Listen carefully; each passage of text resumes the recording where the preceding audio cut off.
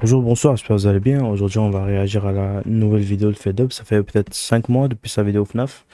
Donc voilà, le lien sera en description de la chaîne et de la vidéo. Bonjour à tous, avant de commencer cette vidéo, je voulais vous annoncer que je pars en tournée cette année à partir de septembre avec mon groupe de musique. Je vous donnerai plus d'informations sur le sujet dans les mois.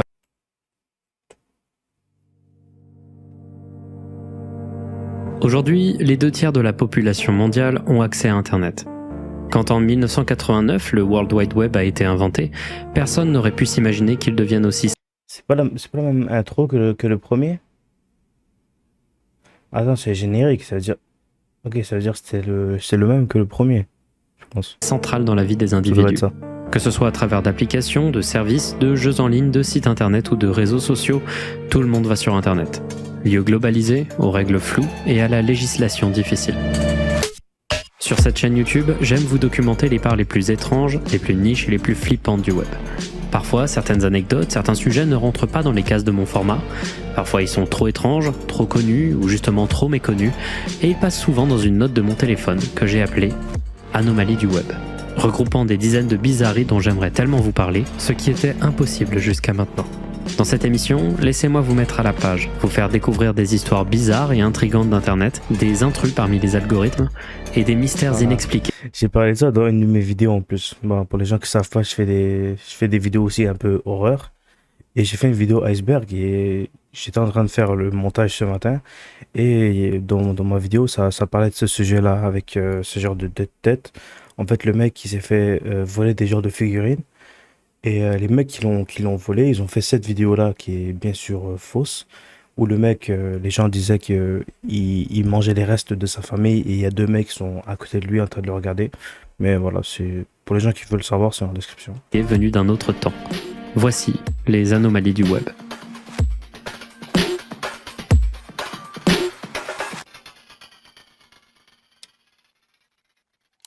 Bonjour à tous et bienvenue dans ce 3e épisode de Findings dédié aux anomalies du web. Cette mini-série à l'intérieur des Findings où je vous présente plusieurs mini-sujets que j'ai accumulés au cours du temps. Des sujets étranges, bizarres, parfois vraiment flippants, mais qui en général ne peuvent pas constituer une vidéo pour elles toutes seules. J'avais besoin d'une vidéo comme ça un peu plus simple pour reprendre les vidéos après l'énorme vidéo sur FNAF qui durait 4 heures là. Elle m'a pompé pas mal de mon énergie et j'ai eu un début d'année un peu compliqué, ça j'en parlerai peut-être à la toute fin de la vidéo. Donc en général ça me fait toujours beaucoup de bien à revenir un peu à ces sujets listes qui m'amènent à... Là, ça fait 5 mois qu'elle est sortie, ça veut dire qu'il a quand même pris 3 mois à la faire. Mais en fait, c'est beaucoup mieux parce que il a dit sur TikTok qu'il avait des problèmes de santé, donc c'est un peu mieux qu'il prenne beaucoup plus de temps pour faire ses vidéos. à juste me plonger dans des coins d'internet très bizarres et d'en ressortir des sujets super chelous. Et dans cette vidéo, je vous ai dégoté du très très lourd. Au lieu de 4 sujets comme à l'accoutumée avec les anomalies du web, cette fois-ci il y en aura 6. Entre des tout petits sujets qui sont extrêmement connus, dont j'ai toujours voulu vous parler parce qu'ils sont vraiment bizarres, à des trucs ultra niches qui vont intéresser très peu de gens mais qui moi me fascinent, il y a de tout dans cette vidéo et en particulier le dernier sujet, je trouve qu'il est zinzin, voilà. J'insiste vraiment sur ce point-là. Si vous regardez pas le reste de la vidéo, au moins regardez le dernier. Il est vraiment particulier. Bref, j'espère que cette vidéo va vous plaire. Et on commence tout de suite avec le premier sujet de ce volume 3 des anomalies du web.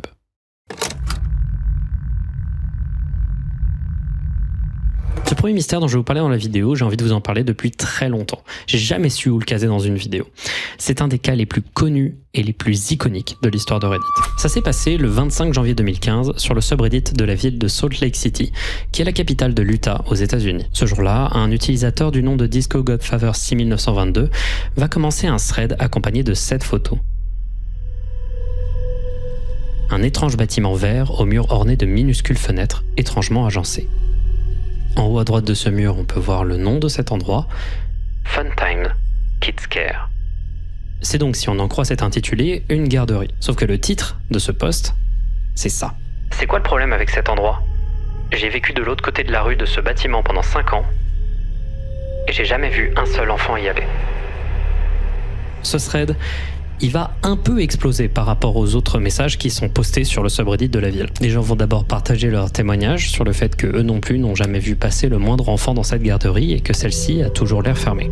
Et les choses vont un peu s'escalader quand les gens vont remarquer un truc. Alors, le bâtiment, il a l'air pour l'instant très suspect. Genre, l'endroit a l'air ultra vieillot et même presque abandonné, et pourtant, il est recouvert d'une peinture complètement fraîche. Les fenêtres, elles ont l'air trop bizarres, elles sont complètement fermées. Bref, il y avait quelque chose de douteux.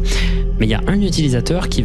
En fait, le plus douteux, c'est juste la couleur. Pourquoi c'est autant réfléchi? Normalement, les garderies, soit ils gardent le mur en briques, sans forcément mettre de couleur.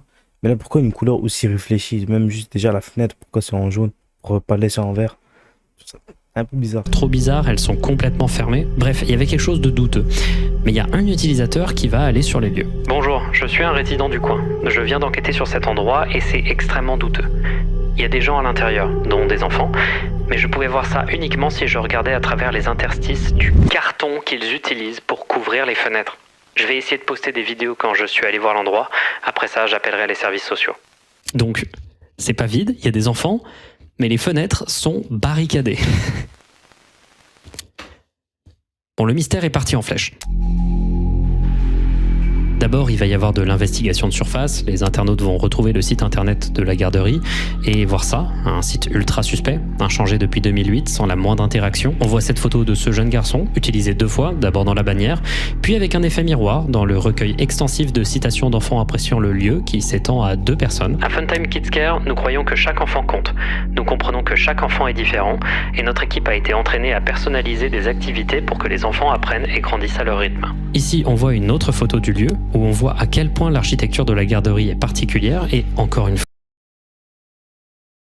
fois, il n'y a pas la moindre fenêtre dans tout le bâtiment qui ne soit pas couverte par quelque chose. Quelques dizaines d'heures après la création du post original, le site internet va soudainement disparaître, laissant les internautes avec encore plus de questions.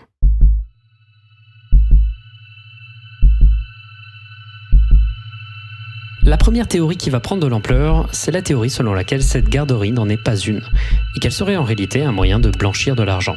Il va y avoir pas mal d'autres théories qui vont aller plus loin, spéculant sur un possible trafic d'organes, trafic d'êtres humains, trafic de drogue, etc., etc. Mais en général, les théories disaient toutes que le lieu se faisait passer pour une garderie pour cacher quelque chose d'autre, quelque chose de beaucoup plus sombre. Ces théories vont être assez vite corrigées avec plusieurs témoignages d'utilisateurs, confirmant qu'il s'agissait bien d'une vraie garderie, mais pointant du doigt plusieurs trucs étranges. C'est une vraie garderie. J'étais facteur dans ce quartier. C'était toujours plein d'enfants à chaque fois que j'y allais. La seule chose bizarre, c'est que peu importe à quel moment je leur livrais le courrier, ça semblait toujours être l'heure de la sieste. J'ai visité le lieu quand j'ai eu mon enfant en 2009. Je n'y ai pas vu de laboratoire à mettre ou de pièces de torture. Par contre, ça sentait vraiment mauvais. Quelqu'un d'autre va trouver le nom de l'entreprise et trouver un recueil avec l'intégralité des sanctions et des plaintes déposées contre la garderie depuis sa création. Là, ils vont trouver de nombreuses sanctions visant l'établissement entre 2005 et 2008, certaines pour avoir crié sur des enfants, d'autres pour les avoir restreints dans leurs mouvements. On en apprend plus sur l'organisation du lieu, du matériel cassé et dangereux, absence de trousse de soins, incapacité à désinfecter la table à langer et surtout des tonnes de rapports sur le fait que les enfants sont souvent laissés pendant des durées excessivement longues, sans surveillance. Au milieu de toutes ces spéculations, des tonnes de comptes Reddit vont arriver sur le post pour poster des commentaires qui assurent que en fait, c'est une garderie parfaitement normale, qui ne cache rien de bizarre et qu'il fallait arrêter de la contacter. Sauf que la plupart de ces comptes avaient été créés après la création du post original, comme si quelqu'un créait des comptes pour dissuader les gens de continuer à chercher. À un moment, un commentaire lugubre menaçant le créateur du thread va être posté par un compte étrange. Je vais vous demander à tous d'arrêter d'enquêter sur cet endroit. De nombreux témoignages inquiétants vont continuer à être postés au cours du temps, en particulier sur un thread créé sur le subreddit Conspiracy, dédié aux théories du complot. Un témoignage anonyme envoyé par message privé au créateur du thread dira d'ailleurs ceci. Je viens de parler à un ami qui a habité juste à côté pendant environ 1 an. Il m'a raconté qu'un soir, par curiosité, ils avaient forcé la porte pour entrer et que dans la pièce principale, il n'y avait qu'une chaise en face d'une télé, diffusant en direct des images de l'autre pièce du bâtiment. D'ailleurs, la laverie automatique de l'autre côté de la rue est constamment surveillée par des policiers qui mènent des saisies de stupéfiants. Des tonnes de gens vont continuer d'aller vers la garderie, continuer d'appeler le numéro de téléphone de celle-ci. Un d'entre eux va notamment prendre des photos de la devanture et noter la présence d'un homme, avec possiblement un badge et une radio à ses côtés. Et tout ce fiasco amènera à la publication sur 4chan de photos montrant l'intérieur de la garderie, filmé à travers les interstices des fenêtres couvertes, révélant un lieu éclairé d'une lumière jaune, sans enfant, supervisé par une vieille femme. Et là, stop. Le thread vient d'être supprimé par les modérateurs du subreddit.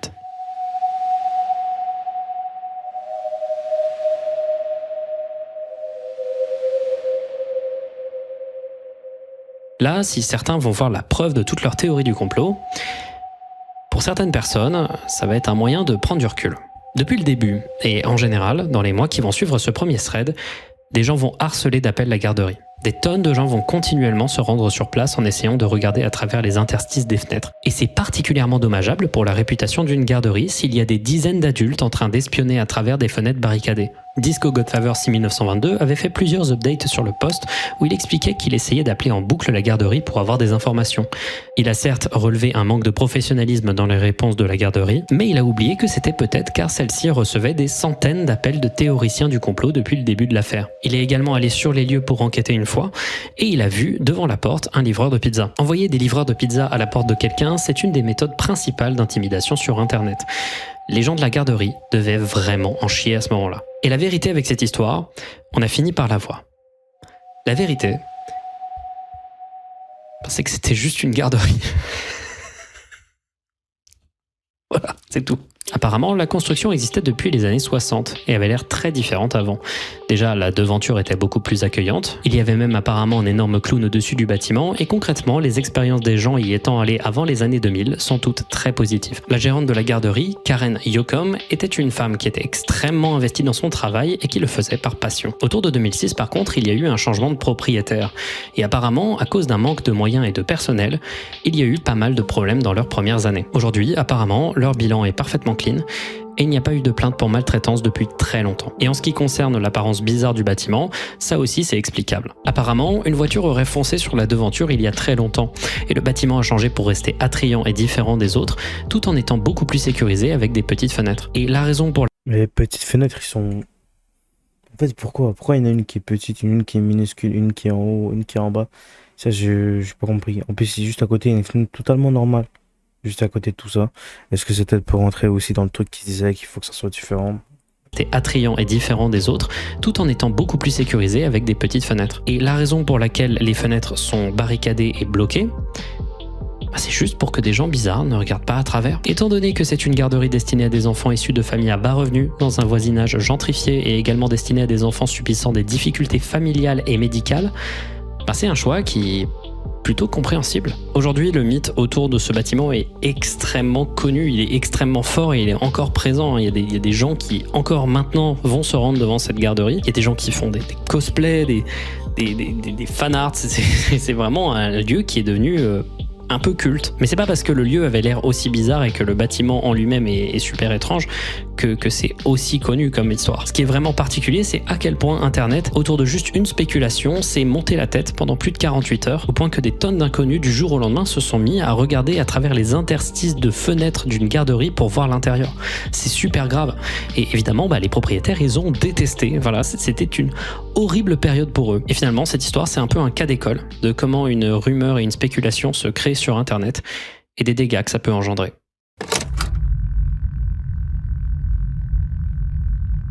Alors ça aussi c'est un bon sujet pour commencer une vidéo. Ça c'est une histoire toute simple. Elle est arrivée il y a seulement quelques semaines de ça sur Reddit. Donc c'est encore tout frais. Et quand je suis tombé sur ce sujet brièvement au cours d'une soirée, je me souviens avoir eu une réaction anormalement intense. Donc tout commence avec un de mes subreddits préférés, le RBI. On va pas expliquer ce qu'est le RBI à chaque fois, on l'a déjà expliqué dans le premier volume, donc pour aller très vite, c'est un subreddit pour enquêteurs amateurs qui essayent de régler des mystères. Mais la différence, c'est qu'ici, ils sont souvent ultra sérieux. Genre ils essayent de résoudre des crimes, des meurtres, des disparitions, ce genre de choses. Même si parfois ils essayent de régler des mystères très simples, genre des messages téléphoniques étranges, des chaînes YouTube bizarres, ils ont une atmosphère où quand même, ça se prend pas mal au sérieux. L'affaire dont je vais vous parler commence le 17 mars de cette année, lorsque l'utilisateur Rylan16 va créer un post du nom de « Étrange photo sur mon téléphone prise lorsque je dormais ». Alors, mettons en place le contexte. Rylan est un étudiant à la fac. Pendant quelques jours, il s'est décidé de retourner chez ses parents alors que ceux-ci étaient absents pour leur anniversaire de mariage afin de s'occuper de leur chien. La maison de ses parents est une maison située dans une zone très rurale, où très peu de gens vivent. Pour vous dire, dans un cercle d'1 mile autour de sa maison, il dit que le seul endroit où des gens pourraient être, c'est un simple camp de chasse. Sinon, il est complètement isolé, au milieu de nulle part, au bord d'une route. Il explique donc que pendant la nuit du 16 mars, alors qu'il était assis sur un fauteuil, il a commencé à se sentir très fatigué d'un coup. Donc il est allé siester dans la chambre de ses parents, et 2 heures plus tard, au réveil, il s'est rendu compte que son téléphone n'était plus sur lui. Donc il sort de la chambre, et il le retrouve dans le salon. Et alors qu'il se redirige vers la chambre, il se rend compte d'un truc. Le téléphone se déverrouille sur la galerie photo, pas sur l'écran d'accueil. Et dans sa galerie photo, il y avait 2 images. 2 images sombres où on ne voit pas grand-chose. Des images qu'il n'a aucun souvenir d'avoir prises. Donc là, sur le moment, c'est bizarre, mais ça pourrait juste être un bug de son téléphone. Enfin, c'est juste 2 photos complètement noires, quoi. Sauf que quand on augmente la luminosité de celle-ci, il se passe ça.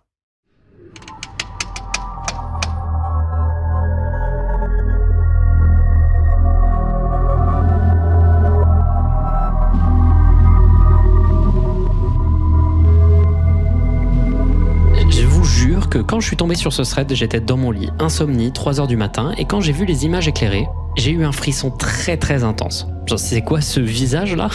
Qu'est-ce qui s'est passé? Alors évidemment, un truc aussi chelou, ça fait se poser de nombreuses questions, et instantanément, moi je me suis mis à être sceptique.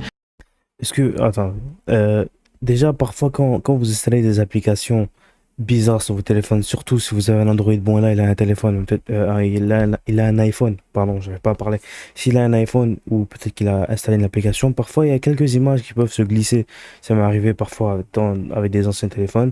Il y a des images parfois qui peuvent glisser. Donc, est-ce que peut-être c'est juste fait pirater et quelqu'un lui a envoyé des photos directement? Et quand il a ouvert, c'est tombé directement dans sa galerie. Peut-être c'est ça. Je sais pas, mais voilà. Mais évidemment, vous vous en doutez, il y a plus. D'abord, quand Rylan est tombé sur les photos, il n'a pas eu tout de suite le réflexe d'augmenter la luminosité. Malgré ça, il a quand même vu le visage caché dans la 2e photo, et ça l'a terrorisé. Il est parti conduire un peu pour calmer son anxiété. C'est aux États-Unis, ils ont une autre relation avec le fait de conduire. Puis à un moment, il a commencé à se calmer et à rationaliser tout ça, en se disant que c'était probablement un bug de son iPhone 14.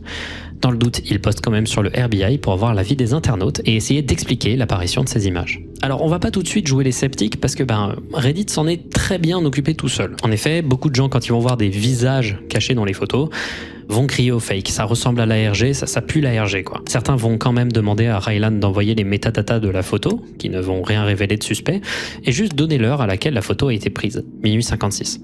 On va apprendre plusieurs choses avec les réponses de Rylan sur le post.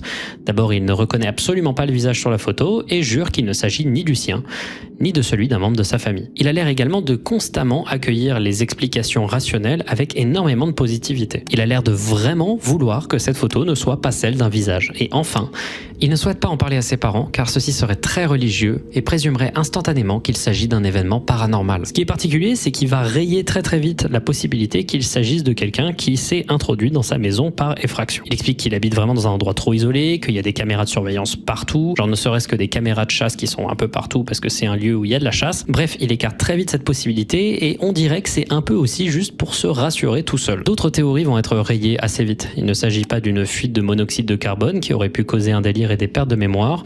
Il ne s'agit visiblement pas d'un hack de son téléphone et donc il ne reste que quelques hypothèses rationnelles. Soit il s'agit d'un défaut du téléphone qui aurait pris des photos d'objets qui dans le noir ressemblent à un visage, soit il s'agit d'un cas de somnambulisme, même si Rylan dit ne jamais avoir été somnambule, il n'écarte pas la possibilité, soit c'est un fake. Sauf que c'est pas fini du tout en fait, parce que Rylan va recréer un post très très vite. Dans celui-ci, il explique qu'il a décidé de rester chez ses parents pour continuer à s'occuper de leur chien en étant plutôt serein car il s'était auto-convaincu qu'il ne s'agissait de rien de sérieux grâce aux explications des redditeurs. Le soir, il s'est rendormi dans son lit, cette fois-ci avec son téléphone à ses côtés et à nouveau, des photos sur son téléphone. Sauf que là, il ne stresse pas, les photos sont complètement sombres, donc il se rassure en se disant qu'en effet, il s'agissait d'un dysfonctionnement de son iPhone, suite à quoi il annonce qu'il fera un formatage complet de celui-ci. Et en effet, ce genre de bug où des images non désirées apparaissent dans la galerie, c'est déjà arrivé à certaines personnes. Que ce soit des images qui sont sauvegardées par un réseau social sans ton consentement, soit un défaut de l'iPhone qui juste prend une photo sans prévenir,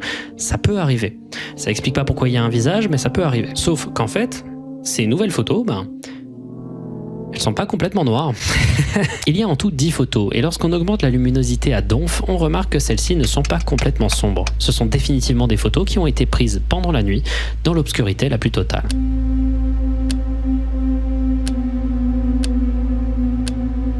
La seule qui révèle vraiment quelque chose de clair lorsqu'on augmente la luminosité, c'est la dernière photo, qui montre dans le coin en bas à droite un rouleau de papier toilette et ce qui semble être le dessus d'un WC. Ce que Rylan va confirmer quelques temps après en montrant cette photo de ses toilettes qui matchent parfaitement.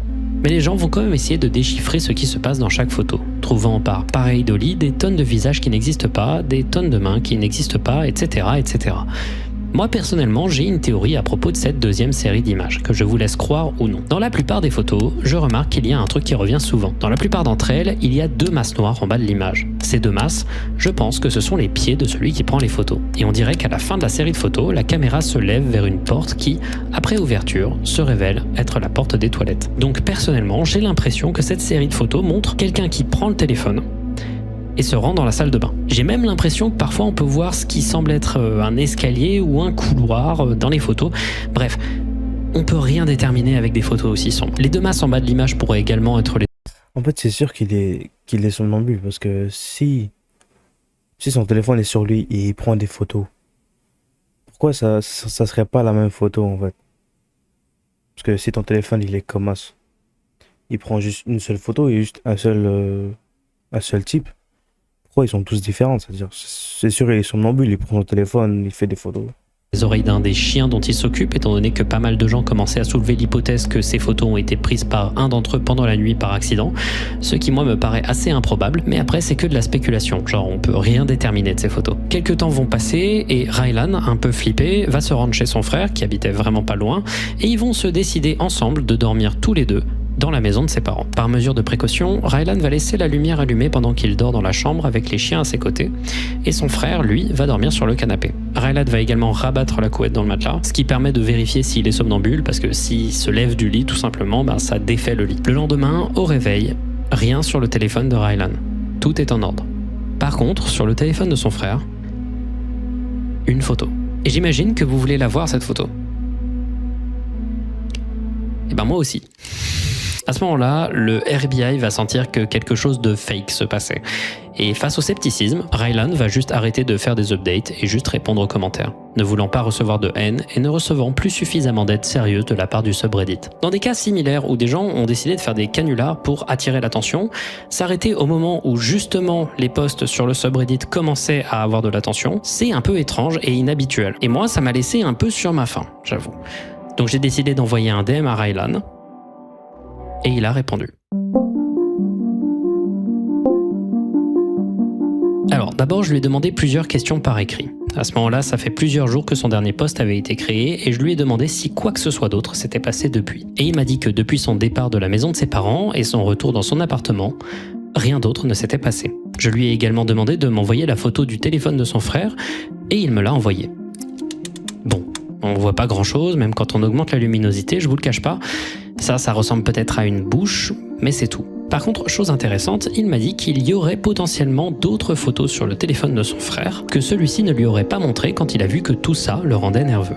Encore maintenant, je n'ai pas pu voir ces potentielles photos. Rylan maintient coûte que son visage ne ressemble pas à ça. Il maintient que tout cela est vrai et qu'il n'a jamais été somnambule dans sa vie. Sa théorie personnelle serait celle d'un dysfonctionnement de son cerveau, peut-être un cas psychotique, même s'il n'en a jamais eu dans sa vie. Il a également répondu à quelques personnes sur Reddit qu'il y avait un peu de moisissure chez ses parents. Et la présence de certains types de moisissures chez certaines personnes peuvent causer des cas de psychose, de délire ou des pertes de mémoire. Ça expliquerait également le gros rush de fatigue qu'il a eu le premier jour qui l'a mené à dormir par la suite. Peut-être qu'il était dans un état anormal. Personnellement, je pense qu'il s'agit d'un canular.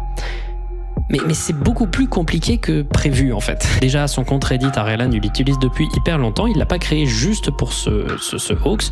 Certes, Rylan peut parfois dire des choses un peu incohérentes, mais il a l'air tout simplement d'être quelqu'un de nerveux et, de par ce qu'on a pu voir, il prend de la Ritaline, ce qui veut dire qu'il posséderait peut-être un TDA. Il y a également un truc un peu particulier, c'est que les images varient en termes de taille, de compression et de format. Mais d'abord, tous les ratios d'images sont des ratios d'images typiques de ce que peut faire l'iPhone. Également, tous ces artefacts peuvent être expliqués par le fait que ces photos ont été postées sur Imgur, ou tout simplement par des artefacts qui arrivent quand tu extrais les images de ton téléphone pour les mettre sur ton ordinateur. Je dirais juste que c'est un peu étrange que l'iPhone ait pris les photos dans le noir comme ça, parce que la majorité des iPhones récents utilisent des techniques d'exposition à longue durée, qui permettent du coup d'avoir une image un peu plus visible, même quand on est dans le noir complet. Donc pour avoir ces images-là, il faut vraiment que Rylan ait été dans le noir complet quoi. Et ça, c'est un peu discutable. J'avoue que même si je pense que c'est un fake, j'ai un peu envie de croire Rylan. Il a l'air vraiment sincère. Il y a pas mal de comportements qui me laissent penser qu'il ne s'agit pas d'un début d'ARG. Déjà le fait de s'arrêter aussi vite dès que les gens sont investis, c'est pas un comportement typique du canular, mais également le fait qu'il dise dès le départ qu'il reste pas longtemps chez ses parents empêche toute possibilité de continuer ce canular dès le départ. You swear this is true?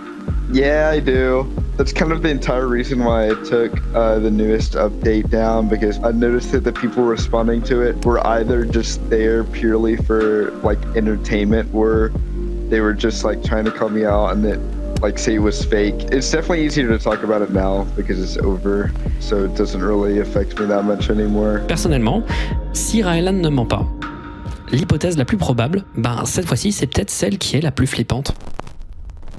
Quelqu'un se serait introduit à multiples reprises chez ses parents, uniquement pour prendre des photos avec son téléphone. Et rien d'autre. J'ai conseillé à Rylan de vérifier les... Ça expliquerait peut-être pourquoi il y a seulement une seule photo.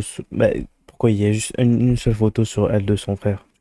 Vu que je pense que lui il dormait du côté où la porte était plus proche, donc le mec il a pris le téléphone qui était plus proche, donc celui de son frère, il a pris la photo, il l'a reposé, il est parti. Ça doit être ça. Caméras de surveillance près de chez ses parents. We do have game cameras, but I tried looking into them. They haven't been checked in a while, so I sort of doubted that they would have caught anything anyways, and the one that I did check had water in it, so it was obviously broken. I mean, I doubt anyone came there anyways. Je ne sais pas s'il y aura une update à cette histoire un jour, mais en attendant, je suis curieux et un peu inquiet. Affaire à suivre.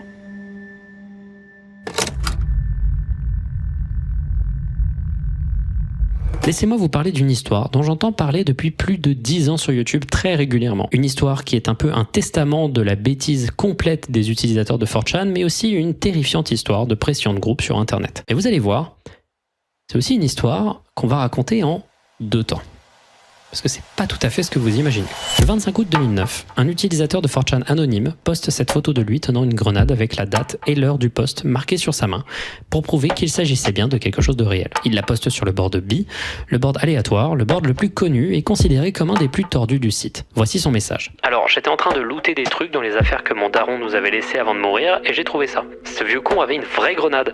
Elle paraît vieille mais fonctionnelle à mes yeux. Mais il en a déjà parlé, je pense, non? Ou peut-être c'est juste moi qui est fou. Je viens de remarquer. Attends, est-ce que mon écran il est zoomé? Ok, non, c'est bon. En fait, il en avait déjà parlé. Quelqu'un va lui dire d'activer la grenade. Après, il y a un mec qui est passé aux infos qui a explosé avec une grenade. Je sais pas si c'est la même histoire, mais je pense que normalement ça doit être ça. Il en a parlé il y a peut-être Qu'est-ce que Pi ferait avec elle? Vous voyez déjà dans quelle direction ça va. Les gens vont commencer à vouloir s'assurer qu'il s'agissait bien d'une vraie grenade. Ils vont demander des photos du dessous de celle-ci. Ils vont ensuite penser qu'il s'agissait d'une fausse, donc il va se montrer en train de la brûler avec un briquet pour montrer que c'était bien une grenade en métal. Ce qui est une idée de con, qu'on soit clair. Les utilisateurs vont ensuite demander assez vite de faire des conneries avec la grenade. Notamment, ils vont demander au créateur du thread de la mettre dans les toilettes et d'attendre une jolie explosion. Puis soudain, silence. Après avoir posté cette photo, plus de nouvelles. C'est simple. Plus jamais l'utilisateur ne repostera de photos de la grenade. Et le jour suivant, cet article fut posté dans la presse. Un jeune homme meurt suite à l'explosion d'une grenade dans la salle de bain de sa maison. Il en a déjà parlé, je suis pas fou. Oscar Lopez Ortega, 17 ans, a été retrouvé mort suite à une explosion à l'intérieur de sa maison. La police est arrivée sur les lieux à 20h45 hier. Le dernier post de l'utilisateur datait de 20h44. C'est morbide cette histoire, Et le truc, c'est qu'on en entend parler sur Internet depuis très longtemps dans des tops, des vidéos sur le pire de 4chan, et l'histoire se propage comme ça sur Internet depuis des années. Mais, elle est où la source?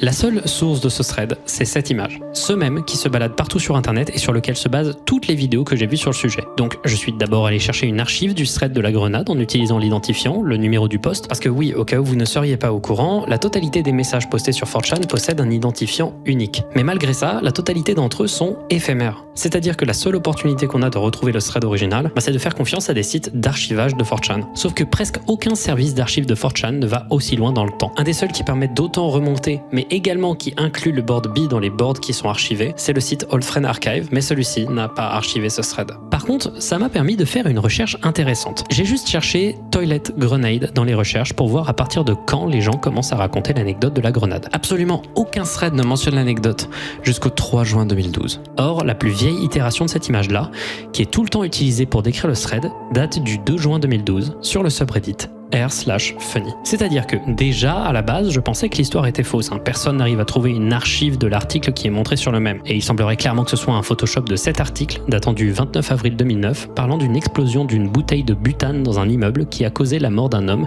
et blessé 2 autres personnes. Et vous voulez savoir ce qui est terrible dans tout ça d'ailleurs? C'est que cette tragédie a eu lieu dans la ville de Grenade en Espagne. Donc le gars qui a créé cette image a cherché un article écrit en espagnol sur une explosion avec Grenade en 2009 et n'a même pas vu qu'il s'agissait non pas du mot Grenade mais du nom d'une ville. Mais même si on savait que tout ça c'était faux, il se pourrait que toute cette image soit fausse et qu'on soit pas en face d'un thread 4chan organisé par quelqu'un qui voulait faire un canular, mais que l'existence même de ce thread est fausse, que tous ces commentaires ont été inventés de toutes pièces. Souvent, les gens qui racontent cette histoire la mélangent avec une autre histoire du site. Il s'agit d'un thread qui, pour le coup, a vraiment existé sur le site. Ce thread a été créé par quelqu'un disant avoir trouvé une très vieille grenade dans la forêt. Cette grenade a l'air beaucoup plus crédible, a l'air complètement rouillée et donc potentiellement très instable. Dans son post, il demande si elle est dangereuse et la plupart des gens qui vont lui répondre vont lui mettre la pression pour qu'il enlève la goupille. Puis les gens vont lui demander de montrer le dessous de la grenade à nouveau, car selon un des commentaires, les grenades d'entraînement possèdent un trou en dessous d'elle, par laquelle on peut retirer les explosifs. Comme vous le voyez, elle a l'air bien fonctionnelle. Donc naturellement, le gars va essayer de la découpiller. On est sur 4chan, je vous rappelle. Sauf qu'ici, à cause de la rouille, l'intégralité du haut de la grenade va s'arracher. Rien ne se passe. Le thread va continuer en montrant un enchaînement assez sévère de bêtises. L'utilisateur va mettre la grenade au micro-ondes, puis essayer de la brûler, puis la mettre en dessous de la roue de sa voiture, puis... pareil. Silence complet. Il n'a plus jamais répondu. Sauf que, encore une fois, c'est complètement faux. Alors, encore une fois, le post a bel et bien existé, il n'y a pas de problème avec ça, ça a été archivé. Par contre, l'idée selon laquelle le type aurait arrêté complètement de poster après l'upload de cette photo avec une grenade sous la roue de sa voiture, ça, c'est une légende urbaine, c'est complètement faux. En effet, il a posté 2 autres messages dans le thread, des messages saoulés, un peu énervés du fait que personne ne le croyait, et après, il a probablement arrêté de poster par frustration. Par contre, la légende urbaine selon laquelle la grenade aurait finalement explosé et que ça l'aurait emporté avec lui, ça vient de cette image qui a aidé à propager la légende sur internet pendant très longtemps et qui affirme à la fin dans un texte rajouté que le type n'aurait jamais reposté. Ce thread aussi est souvent noté comme étant legit. Mais j'avoue penser qu'il s'agit d'un troll encore une fois, notamment à cause de la date de création du thread, le 26 juin 2012, quelque temps après la propagation de la première image qui a créé la légende. Comme si quelqu'un avait voulu créer une version plus crédible d'une histoire déjà propagée en masse pour être sûr de finir immortalisée dans la légende du site. Et ça a très bien marché du coup. Le thread est très régulièrement cité comme faisant partie des threads les plus flippants et les plus marquants de l'histoire du site, et son histoire s'est lentement mariée avec le premier canular qui avait été posté sur Reddit. Encore aujourd'hui, le premier thread, s'il a existé, reste un lost media, et rien ne semble aller dans le sens de son existence. Mais un truc est sûr, si c'est un canular, il a réussi à avoir des dizaines et des dizaines de youtubeurs au cours du temps qui n'ont jamais douté une seule seconde de son existence.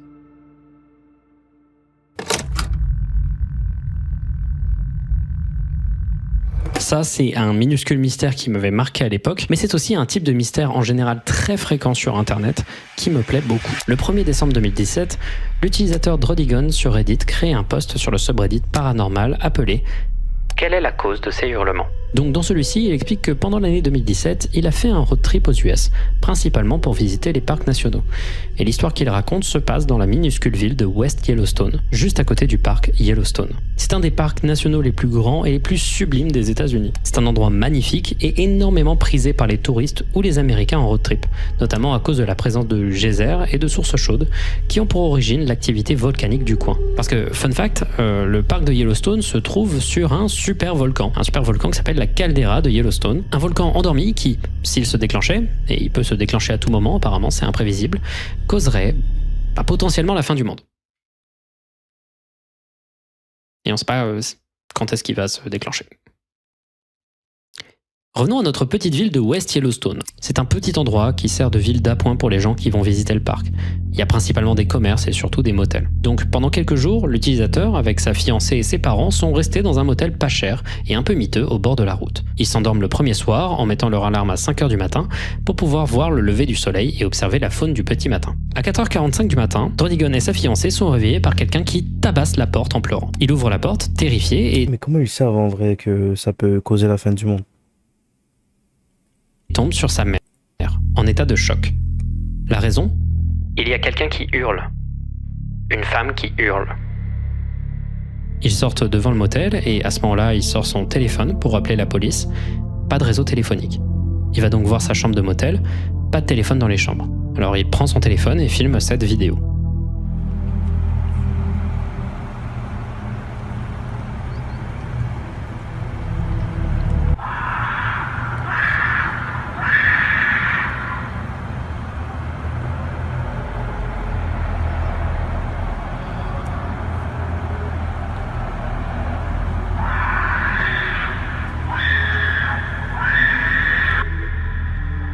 C'est flippant, hein. C'est vraiment flippant et plus étrange. Ça doit être quelqu'un qui y a un objet, tu souffles dessus, ça fait ce bruit-là. Donc en vrai, ça peut être ça.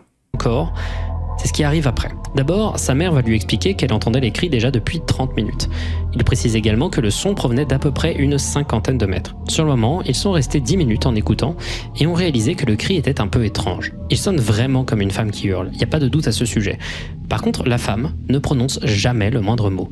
Pas d'appel à l'aide, juste des hurlements frénétiques. Donc premier réflexe dans ce genre de situation, peu importe la ressemblance avec un être humain, c'est de penser qu'il s'agit d'un animal sauvage. Souvent, certains types de renards et certaines chouettes peuvent avoir un cri particulièrement humain et flippant par exemple, ce qui arrive pendant la nuit ou à l'aube, donc ça faisait sens. Alors ils vont retourner dans l'hôtel, qui à défaut de posséder des lignes téléphoniques fonctionnelles, possédait un Wi-Fi disponible, et ils vont se ruer sur internet pour trouver des bruits d'animaux correspondants.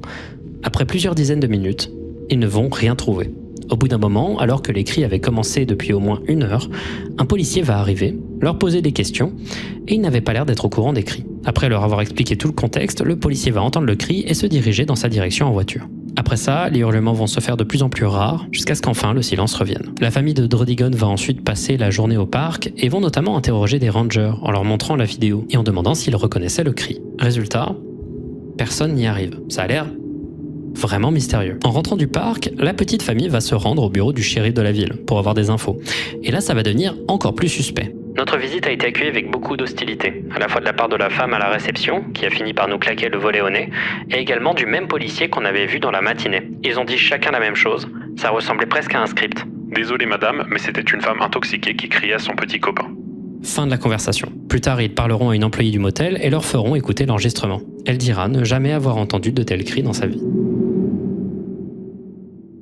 Donc, qu'est-ce qui a bien pu se passer ? La première thèse donnée par Reddit, étant donné que le post s'est retrouvé sur le subreddit paranormal, c'était peut-être la fameuse légende des skinwalkers. Les skinwalkers, c'est des créatures folkloriques, des cryptides issus des croyances navarro et plus généralement du folklore natif américain. Ces créatures, ou parfois sorcières, auraient la capacité de se transformer en animaux ou en êtres humains. Drodigon rajoute même dans son post que des témoignages de gens ayant vu des skinwalkers disent que ceux-ci se changeraient parfois en êtres humains blessés pour attirer des proies potentielles. Vous vous en doutez, je ne crois personnellement pas en cette théorie. La théorie la plus probable, c'est celle de l'animal. Et en l'occurrence, pas mal de gens sur Reddit semblent unanimes. Ça ressemble au cri d'un puma. Il y en aurait quelques-uns à Yellowstone et leur cri est assez connu pour être très ressemblant à celui d'une femme qui hurle. Voici plusieurs extraits différents que j'ai pu trouver sur YouTube de cris de puma.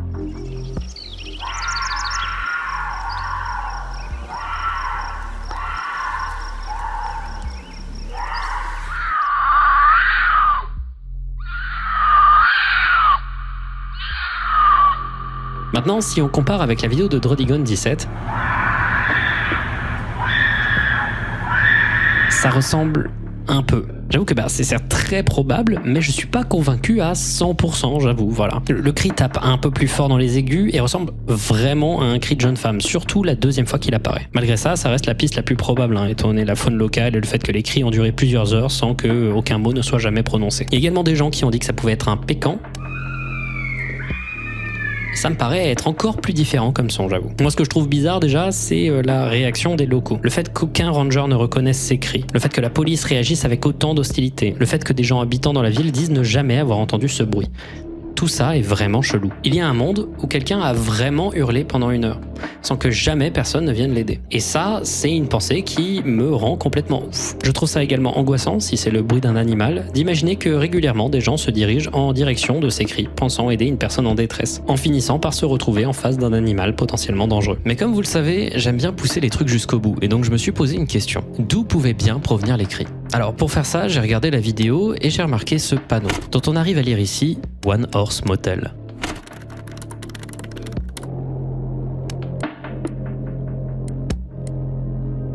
Pas besoin de comparer tant que ça les deux, c'est exactement le même panneau, et les détails de l'arrière-plan semblent matcher. Si on imagine que Drodigon dirige sa caméra dans la direction du cri, on imagine donc qu'il filme dans cette direction. Dans son post, il dit que le cri semble provenir d'environ 50 mètres, donc par mesure de sécurité, on va être généreux et élargir la zone à 200 mètres. Dans cette direction précise, il semble bien y avoir une forêt, mais à quelques centaines de mètres de plus. Donc la possibilité d'un animal, c'est clairement probable, surtout que c'est difficile de juger les distances quand un bruit est extrêmement réverbéré. Sachez également, pour l'anecdote, que la ville est à 30 km environ de la bordure d'une zone appelée la Zone of Death, une zone théorique au sein du parc Yellowstone de 130 km² qui, à cause d'ensemble de failles juridiques, serait une zone où, encore une fois en théorie, et je dis bien en théorie, le meurtre serait légal. Vous pouvez vérifier, c'est un rabbit hole que je trouve très intéressant. En ce qui concerne du coup notre petit motel, figurez-vous que celui-ci, en avril 2023, il a explosé à cause d'un problème de gaz apparemment. En vrai, c'était pas marrant parce que des tonnes de gens ont perdu leurs affaires personnelles, les gérants ont dû faire un GoFundMe parce qu'ils avaient tout perdu. C'était un petit cauchemar cette histoire. Mais apparemment, depuis 2024, ils ont réussi à réouvrir. Ce genre de vidéos où des cris ou des bruits étranges sont entendus à l'intérieur de forêts, c'est un de mes sous-genres de vidéos bizarres sur internet préférés. Si vous en avez d'autres, des particulièrement mystérieuses, n'hésitez pas à me les envoyer. Moi, je trouve ça absolument fascinant. Il y a quelque chose de très mystique un peu dans un bruit immense, dans une forêt réverbérée dont on ne peut pas comprendre la source et qui ne ressemble à rien qu'on a entendu, ou alors au contraire qui ressemble à quelque chose de vraiment terrifiant qu'on connaît très bien. Mais un truc est sûr, à ce jour, personne ne sait qui a causé ces cris-là. Et cette vidéo continue personnellement de m'angoisser encore aujourd'hui.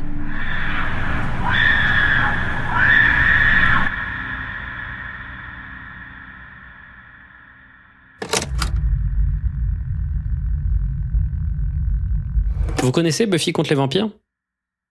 Moi, j'ai jamais regardé, j'avoue. Mais là, je sais qu'il y a des tonnes de gens qui ont plus de 35 ans qui sont en train de hurler derrière leur écran, qui sont en train de s'insurger, mais moi, ça m'a jamais vraiment attiré. Apparemment, c'est très bien, mais ça m'a pas touché. Un truc est sûr, c'est qu'il y a des tonnes de gens dans les années 2000 qui ont été très fans de cette série. Certains peut-être plus que d'autres. Laissez-moi vous raconter une courte histoire qui, encore une fois, va se raconter en 2 temps. Ça va d'abord être un peu flippant, ensuite, ça va vous mettre probablement en colère.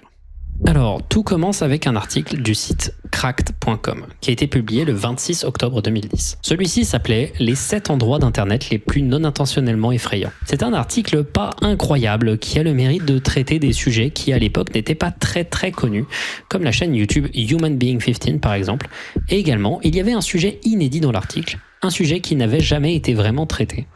Un site du nom de The Bloody Board. The Bloody Board, c'était un forum dont aujourd'hui les seules traces disponibles sont des screenshots, tandis qu'aucune archive n'a été sauvegardée. Ce forum, il est dédié aux fans de Buffy contre les vampires. Et à l'époque, le forum était très actif. Des dizaines de milliers de messages, des tonnes de topics parlant d'infos sur le cast, de tweets des acteurs de la série, des anecdotes, des fun facts, des discussions sur l'histoire, c'est complètement normal au premier abord. Puis, lorsqu'on regarde un peu, il y a un truc qui paraît étrange.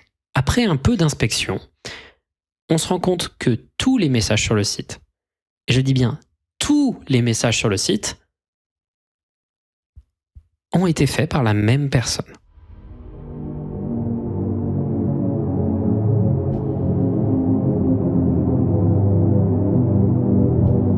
Le même compte, nommé Jamie Masters.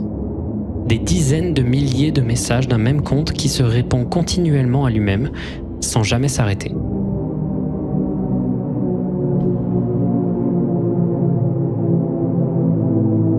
Pire encore, le nom de Jamie Masters, il n'est pas anodin. C'est un surnom affectueux donné à James Masters, un des acteurs de la série que le compte Jamie Masters semble apprécier et connaître un peu trop. Genre la majorité des topics tournent autour de ce personnage, autour de cet acteur en particulier, de son actu, de manière assez insistante quand même.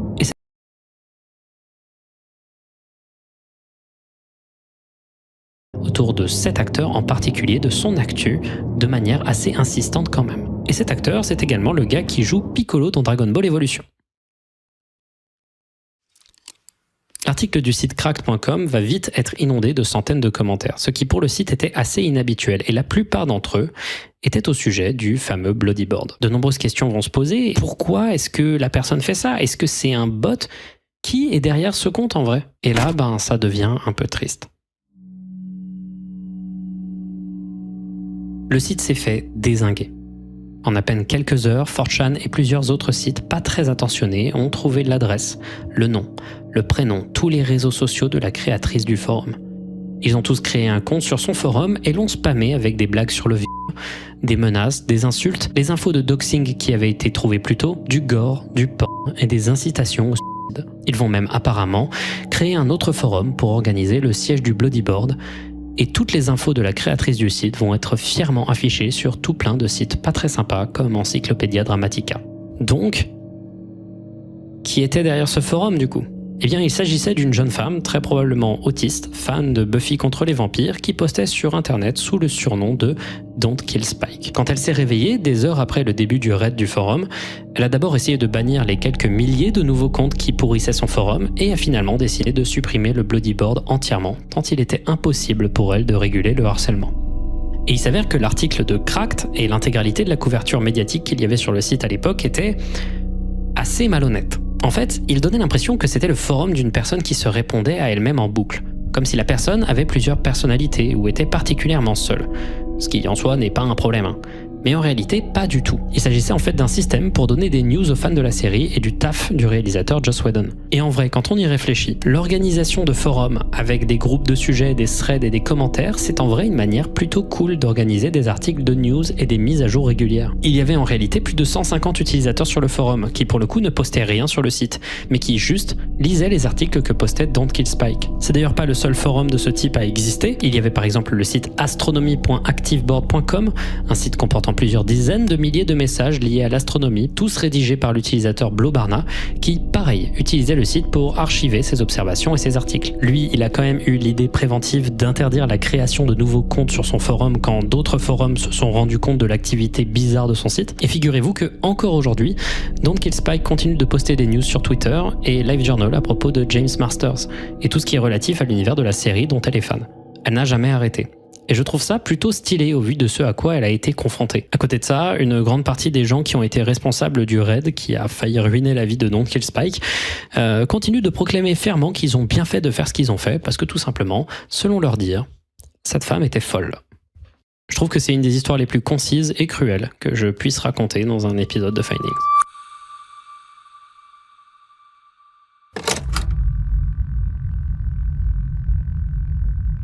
Alors, cette histoire que je vous ai teasée au début de la vidéo, c'est un des trucs les plus zinzins dont j'ai pu entendre parler sur internet. Je dis ça souvent un peu dans l'hyperbole, mais l'histoire du film Marilyn est l'une des histoires les plus hors sol de l'histoire d'internet. Et la seule raison pour laquelle j'en parle ici, c'est que ça ferait une vidéo beaucoup trop courte. Notre histoire se passe sur 4chan en 2013 et concerne un utilisateur de 4chan, un utilisateur pas anonyme. Alors oui, si je précise à chaque fois que je parle de ce site qu'un utilisateur est anonyme, c'est qu'il existe bel et bien des utilisateurs de 4chan pas anonymes. En effet, de base, quand tu y postes un message, tu es automatiquement appelé Anonymous. C'est d'ailleurs de là que vient le mouvement Anonymous. De base, c'est juste comme ça qu'on appelle les utilisateurs du board B en particulier. Mais si tu regardes bien, tu peux te donner un nom pour identifier ton commentaire. Et pour être sûr que personne n'usurpe le nom que tu utilises, tu peux utiliser ce qu'on appelle un tripcode, en écrivant hashtag, puis une suite de caractères que seul vous connaissez. Votre mot sera transformé en une série de caractères difficilement déchiffrables dans l'autre sens.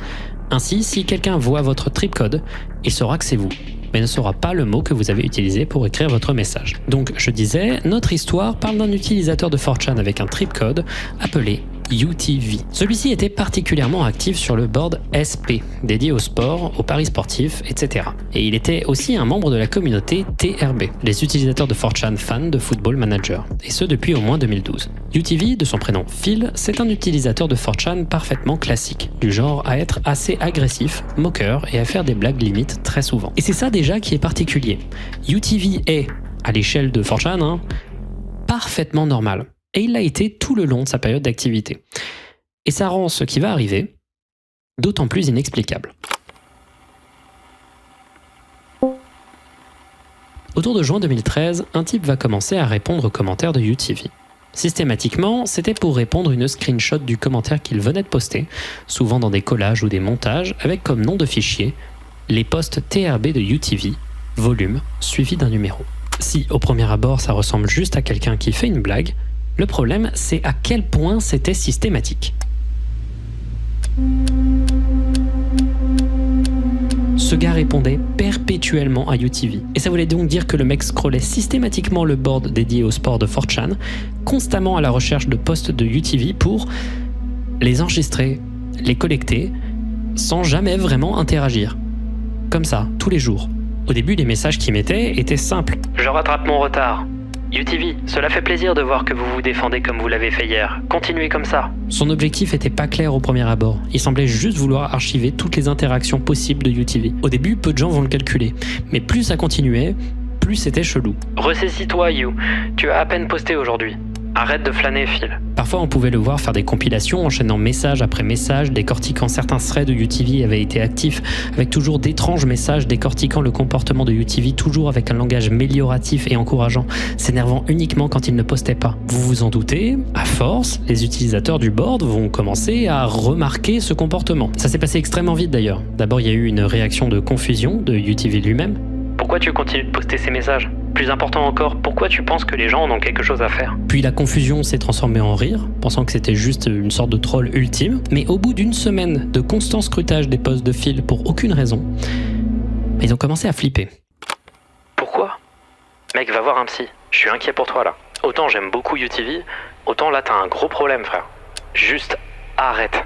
Le 11 juillet, il suggère de trouver un nom pour ce stalker, The Archiver ou l'archiviste, et seulement un jour après, celui-ci revient. Salut tout le monde, c'est l'archiviste de UTV. Brandissant le nom avec fierté, comme s'il était content qu'on l'ait remarqué malgré son absence d'interaction avec les autres membres. Plus le temps va passer, plus ça va devenir bizarre. L'archiviste va pendant des mois répondre aux messages, toujours avec cette même insistance et ce manque de réponse. UTV va évidemment commencer à trouver ça excessivement flippant, il va continuer de lui demander pourquoi il faisait ça, à l'insulter à chaque thread qui était épié par son stalker. Est-ce que tu vas arrêter de faire ça? Au moins réponds-moi, espèce de grosse m***. C'est même plus drôle, c'est juste triste. Tu m'as pas entendu dans l'autre thread? Ça doit s'arrêter maintenant. Jamais l'archiviste ne lui donnera de réponse claire. Jamais celui-ci n'arrêtera, peu importe les tentatives de l'intimider ou de l'ignorer. C'est notre 150e thread ensemble. Je ne célèbre pas pour autant car je sais que dans les relations mâle-femelle, l'ordre de célébration est le 100e puis 200e anniversaire. Fin août, il poste une lettre manuscrite qu'il a réalisée, censée être une lettre d'amour fictive de UTV à lui-même. Il va demander aux gens d'archiver à sa place pendant une période où il ne pouvait pas se connecter à Internet pendant seulement 2 jours, pour finalement qu'il trouve un réseau Wi-Fi en panique tellement il semble avoir besoin des pieds UTV. Je vous jure, quand on regarde le peu d'archives qu'il y a de cette période-là, c'était absurde. Je pourrais donner des dizaines d'anecdotes sur des posts que l'archiviste de UTV aurait apparemment fait. Mais le problème, c'est que comme toutes les images qu'il a postées sur 4chan ont disparu, c'est compliqué de sourcer certains trucs. Genre par exemple la fois où il aurait apparemment fait un burger avec des posts 4chan de UTV imprimés découpés dedans, qu'il aurait par la suite mangé. Ces anecdotes sont particulièrement nombreuses, mais c'est pas ça que je trouve le plus fascinant. Parce que ce que je trouve particulièrement inquiétant, aussi bien pour l'archiviste que UTV lui-même, c'est que ce harcèlement a commencé en juin 2013, et que ça a continué tous les jours pendant plusieurs mois, et ce, à des horaires qui étaient souvent très chaotiques. Ça va continuer et continuer, puis le 6 octobre, ça va s'arrêter. Avec un dernier post de l'archiviste, sur un post aléatoire de la communauté TRB, absolument pas lié à UTV. 255 threads. J'ai été avec UTV pendant 255 threads. Ceci est le dernier. Mes parents ont découvert mes travaux liés à UTV, et ils ont insisté que je supprime tous les fichiers de mon ordinateur et que j'arrête avec ça. Ils vont maintenant surveiller mon activité pour s'assurer que je ne puisse plus le faire. Ils m'ont donné un jour pour supprimer tout, et ceci sera mon dernier message. Je demande pardon à UTV et j'espère qu'il verra ce message et qu'il comprendra. Mais avant qu'il ne dise au revoir pour de bon, il laisse à UTV, comme il le dit, un dernier cadeau. Un document de 97 pages intitulé Le fil Marillion. Un long document documentant l'intégralité de l'obsession de l'archiviste envers UTV. Le Filmarillion contient en son sein l'intégralité des travaux privés parlant de UTV réalisés par l'archiviste, qu'il n'osait pas vraiment partager publiquement. Son nom est un jeu de mots entre le nom de UTV, Phil, et le Silmarillion, un livre inachevé qui a été écrit pendant l'intégralité de la vie de Tolkien. Sur la première page du Filmarillion, il explique pourquoi UTV le passionne, et ça annonce directement la couleur de la suite. UTV a quelque chose que je ne saurais expliquer. Il a un certain magnétisme. Il est drôle, intelligent, poste suffisamment souvent pour que je puisse archiver ses posts sans trop de problèmes. Il m'attire et me complète. Notons que ceci n'est pas une tentative de doxer ou révéler l'identité de UTV. Ces idées ne m'intéressent pas. Et je veux que UTV soit là le plus longtemps possible, pour que nous continuions notre relation fructueuse et sans limite. Ah, l'angoisse. Pourquoi je fais ça ? Car UTV est ma passion, mon hobby et ma vie sociale. Je l'aime et j'aime archiver ses posts. Rien ne peut surpasser la sensation, l'incroyable bonheur que je ressens quand je le vois poster.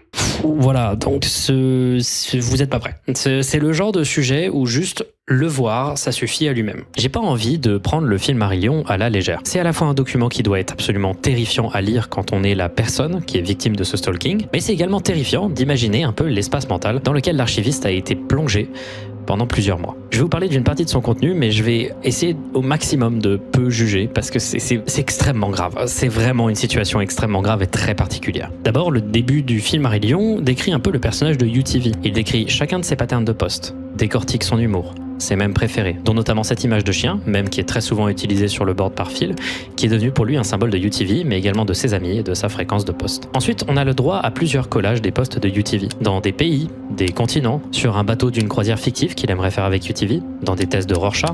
Ensuite, on trouve des statistiques sur le nombre de posts par jour de UTV, des décortications méticuleuses de chaque nom de fichier image qu'il a jamais posté en détail. Mais là, on va rentrer dans les trucs encore plus bizarres. Des dizaines de poèmes, contenant notamment le nom de UTV, Phil, comme on l'avait dit, mais également des informations plus précises sur lui, notamment le comté dans lequel il habite, Kent, au Royaume-Uni. Il réalise également un schéma de ville pour UTV avec des bâtiments modélisés en 3D, composés entièrement des posts faits par celui-ci, des schémas de mini-golf UTV composés avec ces posts, avec toujours des explications sur le design de chacun, qui est toujours lié au contenu du post. Il explique avoir créé un faux compte Facebook pour recruter une milice pour protéger UTV, en montrant tous les véritables comptes qu'il a trouvés qui, selon lui, pourraient être de bons candidats. Il fait un photomontage d'un faux site de rencontre où il simule une rencontre entre lui et UTV, où il l'insulte copieusement avec de véritables termes qu'il pourrait utiliser en réponse à ses posts sur 4chan, mais en finissant par cette phrase. J'ai honte de toi et je veux que personne ne sache que nous ne sommes pas heureux ensemble, bien que nous le sommes clairement. Et je continuerai à prétendre de te détester longtemps après que je sois tombé amoureux de toi. Il y a également de longues fanfictions érotiques bizarrement écrites et incohérentes, des inventions comme ce formidable paillasson avec des posts de haters de UTV pour que celui-ci puisse y essuyer ses pieds, ou alors la ceinture UTV pleine de posts de celui-ci, au cas où l'archiviste aurait besoin de lire un de ses posts. Un faux scénario de cambriolage de banque dans le cas où UTV aurait besoin d'argent et qu'il voulait cambrioler une banque. Et je vous jure, je suis pas en train de me moquer, je suis juste en train de factuellement donner les trucs qu'il y a dans le Filmarillion. Et c'est pas fini parce que ça devient encore un peu plus flippant. Il y a un chapitre à l'intérieur qui s'appelle Des manières de me faire sentir plus proche de UTV, où il explique qu'il essaye de s'imaginer au quotidien qu'il vit en colocation avec UTV. Il fait d'abord des plans de son appartement, s'il vivait avec bien évidemment une salle entière dédiée à ses archives de sa bibliothèque UTV, et pour se donner l'impression que dans son appartement actuel, il vit avec Phil, il met par exemple des listes de tâches que UTV doit faire sur des post-it chez lui, tâches ménagères que du coup il ne va pas faire pour qu'il ait l'impression que juste UTV a la flemme de les faire, ou alors il décide de labelliser des nourritures dans son frigo qui appartiennent à UTV et qu'il ne touche donc pas. Maintenant, encore plus inquiétant, des plans de funérailles pour UTV, au cas où il devrait lui arriver le pire. Je suis bien conscient qu'un jour UTV pourrait mourir. Je ne souhaite pas que cela se produise, et cette page ne doit pas être interprétée comme une telle éventualité. Mais je crois qu'il est légèrement plus âgé que moi, et je n'ai aucune vision d'un monde dans lequel je ne serai plus à ses côtés. Et ensuite, il y a un journal jour par jour de son quotidien, où on réalise que le type ne vit que pour Phil, et où on le voit déprimé au moindre signe d'inactivité. 13 septembre. Aujourd'hui était un jour difficile. UTV a passé presque 9 heures sans poster. J'ai pu créer plusieurs œuvres aujourd'hui, mais ce n'est pas important. Parfois je me sentais très triste et seul. Je ne veux pas penser à cette journée. 19 septembre 2013. UTV n'a pas posté de message aujourd'hui. Je suis de plus en plus contrarié et je ne veux pas être en colère contre UTV. Mais j'aimerais qu'il vienne me parler et m'expliquer où il est parti. 15 septembre. Je suis assis ici à 23h18. UTV n'a posté qu'une fois aujourd'hui. C'est ce genre de jours qui me font me demander pourquoi je fais ça pour nous. Pourquoi je fais ça.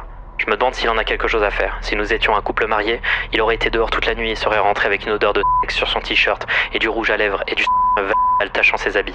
Je me sens malade. 27 septembre. Putain, parlons sérieusement là. J'ai donné strictement tout à UTV. Je me suis occupé de lui pendant des mois. Je l'ai aidé, donné l'amour dont la plupart des gens rêvent, sur lequel ils écrivent des poèmes et dont ils ont besoin plus que tout. Comment pourrais-je savoir où il est maintenant? Je ne peux pas. Il pourrait poster sur un autre forum, il pourrait être en train de boire, il pourrait être mort. Il s'en fout de moi. Il s'en fout de nous. Et des messages comme ça, il y en a des dizaines, toujours en train de rationaliser l'impossible attraction qu'il ressent, toujours en train de penser que secrètement Phil est amoureux de lui, que cette attraction est réciproque. Mais l'élément le plus terrifiant à mes yeux, si on se met du point de vue de Phil, c'est une page très connue de son Filmarillion. Ceci est une lettre de rançon composée à partir des posts de UTV. Si je devais le kidnapper, voilà ce que j'enverrais. Dans la fameuse lettre, il demande aux parents de UTV 40 millions de dollars en l'échange de leur fils, prétendant qu'il enverra une partie de leur fils chaque semaine tant qu'il n'aura pas l'argent, avant de menacer de couper les pieds de UTV. Il continue son texte en décrivant qu'il maintiendrait UTV dans sa salle de bain pour que celui-ci puisse voir son corps nu sans qu'il ne puisse avoir peur et qu'il ait l'impression que je lui fais des avances sexuelles. Bien sûr, ça serait du bluff, et je ne me permettrai jamais qu'on fasse du mal à mon trésor le plus cher.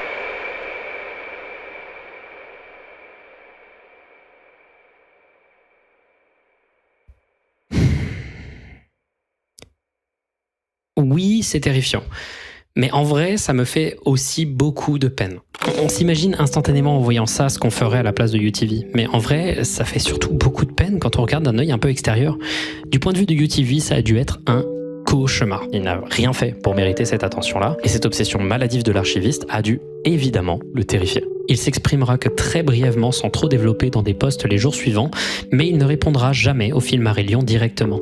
Seulement un commentaire à son nom lâche un simple point d'interrogation, mais comme le tripcode associé n'est pas le bon, c'est possible que ce ne soit pas lui. Je sais pas si vous réalisez l'ampleur.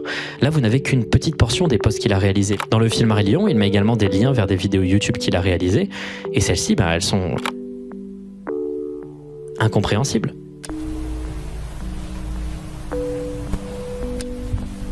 Il est certain qu'on est en face d'une personne qui souffre vraiment, qui est dans une situation mentale très sérieuse. Le Filmarillion, c'est devenu un document assez culte. Il y a quelque chose de vraiment très intrusif quand tu le lis. Mais en même temps, c'est un plongeon parfait pour te mettre directement dans la tête de quelqu'un d'obsessif. Aujourd'hui, cette histoire est extrêmement connue sur Internet, et c'est une des histoires les plus déroutantes que j'ai pu y trouver. Et en vrai, même si ça a dû être un cauchemar pour UTV, même si ça a dû être terrifiant, j'espère aussi que lui, il va bien. Parce que le milieu psychiatrique est pas toujours très tendre avec les personnes psychotiques. Ou alors, tout est complètement faux.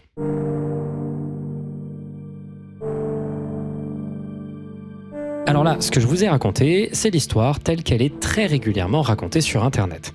Et même s'il est hautement probable qu'il s'agisse d'une véritable histoire de stalking, c'est également probable, voire même peut-être un peu plus, qu'il ne s'agisse que d'un énorme troll. C'est d'ailleurs une théorie qui a de plus en plus de poids au cours du temps, car si on analyse un peu les posts de l'archiviste et l'ambiance de la communauté TRB, c'est possible qu'il y ait anguille sous roche. D'abord, j'ai omis quelques détails du Filmarillion. Notamment, il y a quelques phrases qui font un peu tiquer. Genre, je sais pas si vous vous souvenez de la phrase qui parlait du magnétisme de UTV. Eh ben, j'ai omis une phrase quand je voulais raconter. UTV a quelque chose que je n'explique pas.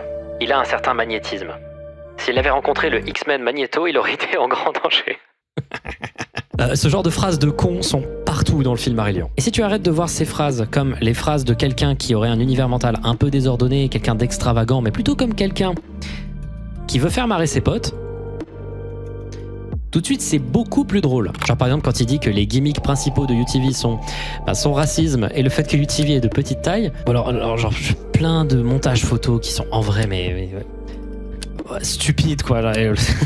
Vraiment, lisez le Filmarillion sous cet angle, ça prend tout de suite une autre tournure. Mais alors du coup, qui est derrière tout ça? La première théorie qui est apparue sur le board, et ce très très tôt, avant même la sortie du Filmarillion, c'était que c'était tout simplement UTV qui était derrière. Moi personnellement, je ne pense pas que UTV l'a orchestré tout seul. Je trouve que les blagues sur lui sont quand même sacrément méchantes si on les voit comme des blagues. Et il a eu l'air pendant tout le long de pas vouloir porter attention à ce sujet, ce qui me laisse à penser qu'il s'agit vraiment pas de lui. Par contre, je pense qu'il s'agit vraiment d'un membre de la communauté TRB qui a fait ça. Ce que je vous ai pas dit à propos des gens qui utilisent des tripcodes, c'est que souvent ils sont détestés sur 4chan. Leur volonté d'être reconnus par leur pseudo est vue comme une tentative d'attirer l'attention sur soi dans un lieu plongé dans la culture de l'anonymat. Leurs gimmicks sont souvent considérés comme affreusement cringe par exemple. UTV avait également l'air d'être quelqu'un de pas extrêmement apprécié sur le board. Il était quand même assez grincheux, un poil raciste et pas très marrant.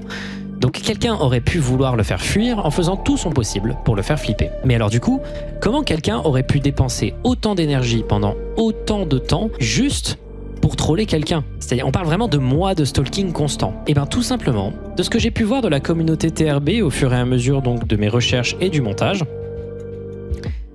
c'est que c'est quand même des sacrés chômeurs, quoi. Genre, c'est une communauté où tout le monde se réunit tous les jours pour parler pendant des heures. Ils y passaient parfois des soirées entières. Donc, vouloir dépenser autant d'énergie juste pour troller un pote, et ben après y avoir passé du temps sur ces boards, ça me paraît complètement possible. Et le coup semble avoir fonctionné d'une certaine manière, parce que même si ça n'a pas fait faire fuir UTV, c'est quand même un des événements les plus marquants de l'histoire de 4chan tout court. Et peu importe qu'il s'agisse d'une histoire de stalking horrible ou pas, j'espère que toutes les personnes concernées par cette histoire aujourd'hui vont bien. Merci beaucoup d'avoir regardé cette vidéo. Je sais, elle arrive extrêmement tard. C'était une vidéo qui était vraiment plus simple que les autres, hein, vraiment des histoires beaucoup plus simples, avec des ficelles beaucoup plus simples, un montage que j'ai quand même soigné, un peu une DA qui se définit pour ces anomalies du web. Je tenais quand même à vous présenter des excuses pour le temps que ça a pris. J'ai eu des problèmes de santé importants, dont je parlerai pas forcément, mais également beaucoup de travail dans différents trucs qui sont soit pas sortis, soit qui vont sortir plus tard. Au fur et à mesure que ma santé a eu des petits soucis, je me suis rendu compte que il fallait de toute manière que les vidéos sortent soit moins souvent, soit que ce soit des vidéos moins importantes, ou alors tout simplement que peut-être je vais commencer à déléguer certaines tâches. Pas pour toutes mes vidéos, parce que ça me paraît très important de garder un côté un peu auteur, donner toujours l'impression que ce que je fais c'est accessible, que vous pouvez faire ce que je fais sans trop de problèmes ou de moyens, mais peut-être que c'est mieux pour ma santé quand même de déléguer le montage ou alors de poster moins. Et je suis vraiment désolé que ce soit le cas, mais notamment c'est important pour cette année-là qui a été extrêmement difficile pour de nombreuses raisons, mais qui restent des raisons personnelles. Là actuellement, il y a pas mal de findings qui sont en préparation, ils sortiront quand ils seront prêts. Également l'album qui va arriver et la tournée l'année prochaine. Déjà pas mal de dates qui sont annoncées. J'en parlerai de manière un peu plus claire, notamment quand on commencera à sortir des singles, tout ça. Voilà, donc j'espère que ça va bien se passer. Et il faut également que je vois ce film Backroom là. Il faut que je le voie là parce qu'il est sorti. Merci beaucoup et à la prochaine. Merci beaucoup de me suivre encore malgré cette longue pause. Qui est pas tout à fait encore fini, mais qui va bientôt se terminer. Merci beaucoup. Ouais, ça va, c'était vraiment cool. Force à lui, j'espère que ça va bien aller pour lui en tout cas. Voilà, la vidéo elle est finie les frères, j'espère que vous avez kiffé. C'était pas les gars, vous abonnez à partager. Je mettrai ma chaîne où je fais pas mal de montage en description et aussi le lien de la vidéo et la chaîne de Feldup. Sinon les frères, ciao.